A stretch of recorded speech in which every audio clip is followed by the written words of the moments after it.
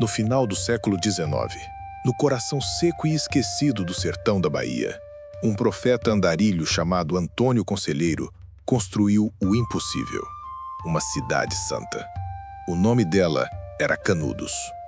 Não havia governo formal, nem dinheiro, nem propriedade privada. Mas para as dezenas de milhares de miseráveis, ex-escravos e deserdados que para lá correram, havia algo muito mais valioso: esperança. Uma esperança que a recém-nascida e frágil República do Brasil parecia incapaz de oferecer.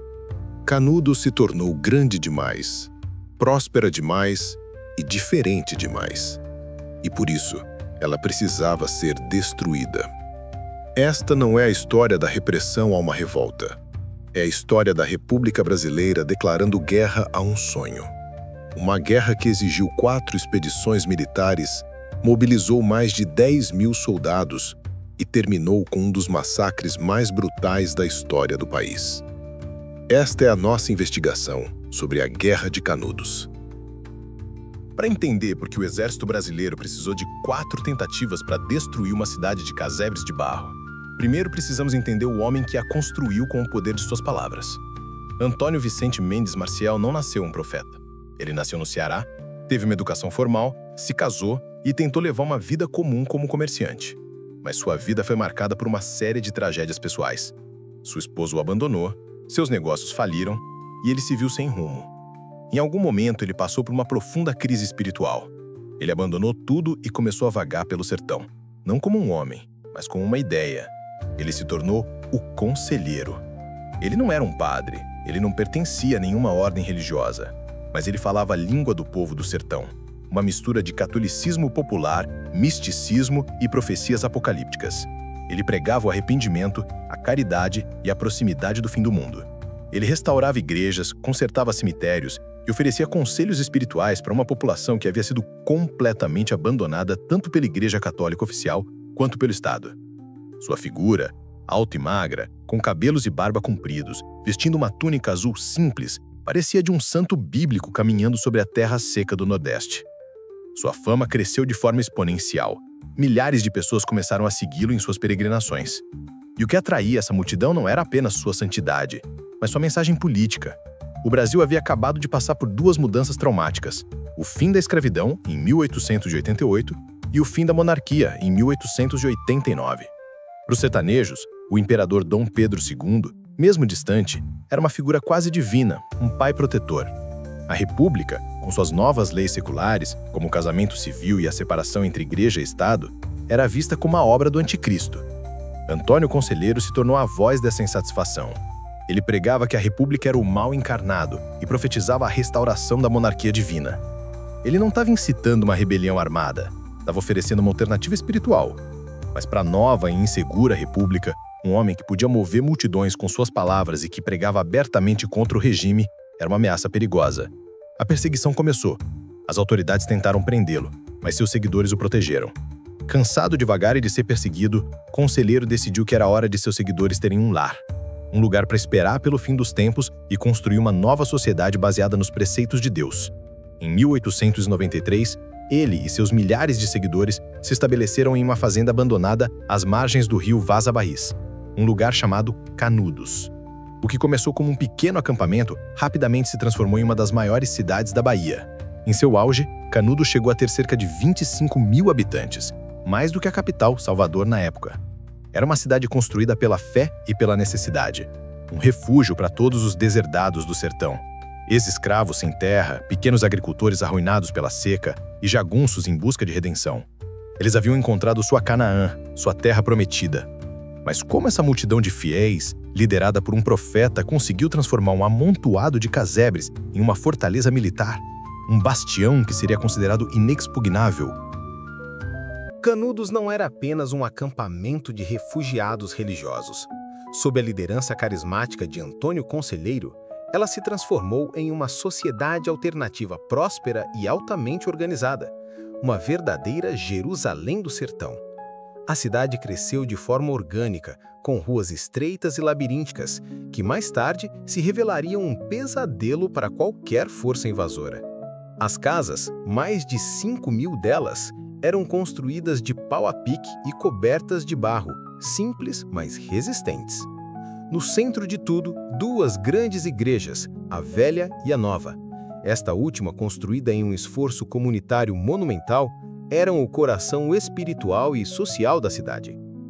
A economia de Canudos era a antítese do sistema latifundiário que dominava o resto do Brasil. A terra não pertencia a um único coronel, era propriedade coletiva. O rebanho de cabras e ovelhas, a principal riqueza da comunidade, era cuidado por todos, e a produção era dividida conforme a necessidade de cada família.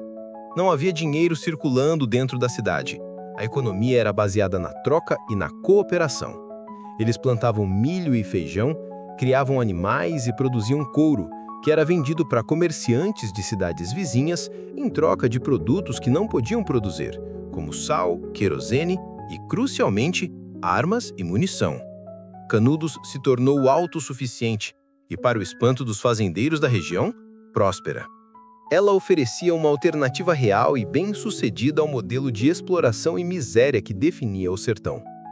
Mas o que tornava Canudos verdadeiramente única era a sua estrutura de poder. Não havia um prefeito, uma câmara de vereadores ou uma força policial formal. A autoridade suprema e inquestionável era Antônio Conselheiro. Ele não governava através de leis escritas, mas através de seus sermões e conselhos. Ele era o guia espiritual, o juiz e o legislador. Para o trabalho do dia a dia, ele contava com um conselho de apóstolos e com a Guarda Católica, uma milícia popular responsável por manter a ordem e, mais tarde, por organizar a defesa da cidade. Essa defesa, aliás, não foi uma casualidade. Conselheiro e seus seguidores sabiam que o mundo exterior, a República do Cão, não os deixaria em paz. A arquitetura labiríntica da cidade já era uma defesa natural, mas eles também construíram um sistema de trincheiras, valas e muros de pedra nos pontos estratégicos. E o mais importante, eles tinham um exército. Não um exército profissional, mas uma força de guerrilha popular, composta por milhares de sertanejos que conheciam o terreno como ninguém. Muitos deles eram ex-jagunços, homens acostumados à violência, que agora lutavam com o fervor de uma guerra santa. Liderados por figuras como Pajeú e João Abade, eles eram mestres da emboscada, usando a caatinga a seu favor. Eles não usavam uniformes, lutavam com uma variedade de armas, desde rifles modernos comprados com o couro do rebanho até facões, foices e espingardas caseiras. A força deles não estava no equipamento, mas na convicção inabalável de que estavam lutando por Deus e por seu profeta. A existência de Canudos era um insulto triplo ao poder estabelecido. Para os coronéis da região, era uma ameaça econômica e política. Conselheiro estava roubando sua mão de obra barata e criando um polo de poder que eles não podiam controlar. Para a Igreja Católica Oficial, ele era um herege perigoso, um líder messiânico que desafiava a autoridade dos padres e bispos. E para a recém-nascida República, a ameaça era existencial. Canudos não era apenas uma cidade monarquista, era a prova viva de que era possível construir uma sociedade próspera fora do controle do Estado. Era um exemplo perigoso que não podia ser tolerado. Uma sociedade tão bem-sucedida, tão autônoma e tão ideologicamente oposta ao novo regime não poderia ser ignorada. Os poderes locais e a igreja começaram a bombardear o governo com relatos, muitas vezes exagerados, de que Canudos era um foco de bandidismo e fanatismo monarquista que precisava ser esmagado. A República, insegura e ansiosa por provar sua força, ouviu, e a sua resposta seria de uma violência desproporcional. A guerra contra Canudos não começou como uma guerra. Começou como uma simples operação policial baseada na arrogância e na completa subestimação do inimigo. Em novembro de 1896, após um incidente trivial envolvendo a não entrega de uma remessa de madeira, o governo da Bahia enviou uma força de cerca de 100 policiais militares para dispersar o bando de fanáticos. Liderados pelo tenente Pires Ferreira, eles marcharam em direção a Canudos, esperando uma vitória fácil. Em vez disso, foram atraídos para uma emboscada mortal. Os jagunços do conselheiro, gritando vivas à monarquia e ao bom Jesus, atacaram a coluna de surpresa. A tropa, aterrorizada e despreparada, foi destroçada e forçada a uma retirada humilhante, deixando para trás armas e munição. A primeira expedição havia sido um fracasso total. A derrota de uma força policial pelo que era considerado um bando de camponeses fanáticos foi um choque para a República. A imprensa nas grandes cidades, especialmente no Rio de Janeiro, começou a pintar Canudos como uma ameaça séria à nação, um reduto de monarquistas perigosos que pretendiam restaurar o império. A honra do exército e da nova república estava em jogo. Em janeiro de 1897, uma segunda expedição, desta vez muito maior e mais bem armada, foi enviada. Eram mais de 500 soldados do Exército Federal, equipados com canhões Krupp importados da Alemanha, capazes de bombardear a cidade à distância. Eles também marcharam com a certeza da vitória, e também foram aniquilados. Em uma série de emboscadas e táticas de guerrilha brilhantes, os sertanejos de Canudos dizimaram a coluna militar. O próprio Major Febrônio foi ferido e os sobreviventes fugiram em pânico, abandonando novamente seus canhões e armas, que foram prontamente incorporados ao arsenal dos conselheiristas. A segunda derrota foi mais do que uma humilhação. Foi uma crise nacional. A República, que se via como a encarnação da modernidade e do progresso, estava sendo derrotada por um exército de fanáticos medievais. A propaganda republicana entrou em modo de desespero, retratando Antônio Conselheiro como um monstro, um agente de uma conspiração monarquista internacional. A existência de Canudos se tornou uma questão de vida ou morte para o regime. A resposta, desta vez, seria esmagadora. A terceira expedição foi uma das maiores forças militares já reunidas em solo brasileiro até então. Mais de 1.300 soldados, comandados pelo respeitado Coronel Moreira César, um veterano conhecido por sua brutalidade e apelidado de Corta-Cabeças. Ele liderava a tropa de elite do exército e trazia consigo a certeza de que esmagaria Canudos em questão de dias. Em março de 1897, ele lançou um ataque frontal direto contra a cidade. Foi um erro fatal. Os soldados, marchando em formação aberta, foram recebidos por um fogo cruzado vindo de milhares de casebres e trincheiras. As ruas estreitas se transformaram em armadilhas mortais. O próprio Coronel Moreira César foi morto logo no início do combate. Sem seu líder e sofrendo perdas terríveis, a tropa de elite do Brasil entrou em pânico e se desintegrou. A terceira expedição não foi apenas derrotada, foi aniquilada. A notícia da morte de Moreira César e da destruição de sua coluna causou pânico e revolta no Rio de Janeiro. 3 expedições, 3 derrotas humilhantes. O governo brasileiro, agora liderado pelo presidente Prudente de Moraes, percebeu que não estava lutando contra um bando de insurgentes. Estava lutando uma guerra de verdade. A resposta final seria total. Uma quarta e última expedição foi organizada, desta vez sob o comando do ministro da Guerra em pessoa, o general Arthur Oscar. Era uma força de guerra moderna com mais de 10.000 homens, divididos em 2 colunas, equipados com os mais modernos armamentos da época, incluindo canhões Krupp importados da Alemanha, capazes de bombardear a cidade à distância. Em junho de 1897, o cerco final a Canudos começou. Desta vez, não haveria ataques frontais precipitados. A estratégia era de esmagamento lento e metódico. A artilharia pesada começou a bombardear a cidade dia e noite, destruindo as igrejas, incendiando os casebres e matando centenas de não combatentes. O exército cercou completamente a cidade, cortando qualquer acesso a comida ou água. A guerra de guerrilha havia se tornado uma guerra de cerco. Após quase um ano de resistência e 3 vitórias milagrosas, a Cidade Santa estava agora completamente cercada, faminta e sob o fogo constante da artilharia mais moderna do mundo. O fim era inevitável. Mas como exatamente morre uma utopia? O cerco final a Canudos, que durou de junho a outubro de 1897, foi um dos episódios mais cruéis e desumanos da história do Brasil. A estratégia do general Arthur Oscar era simples e brutal: aniquilação pela fome e pela artilharia. Dia após dia, os canhões Krupp martelavam a cidade, transformando os 5.000 casebres de barro em uma paisagem lunar de ruínas e poeira. A fome e a sede se tornaram as maiores inimigas dos conselheiristas. Eles comiam ratos, cachorros e o couro dos animais. A água do rio Vaza Barris, contaminada por corpos, espalhava doenças. Mesmo assim, a resistência continuava, movida por uma fé que parecia inabalável. Em 22 de setembro, um evento abalou o coração da resistência. Antônio Conselheiro morreu. A causa exata é desconhecida, provavelmente disenteria, agravada pela desnutrição. Seus seguidores mais próximos enterraram seu corpo em segredo no chão da igreja para que o inimigo não o encontrasse.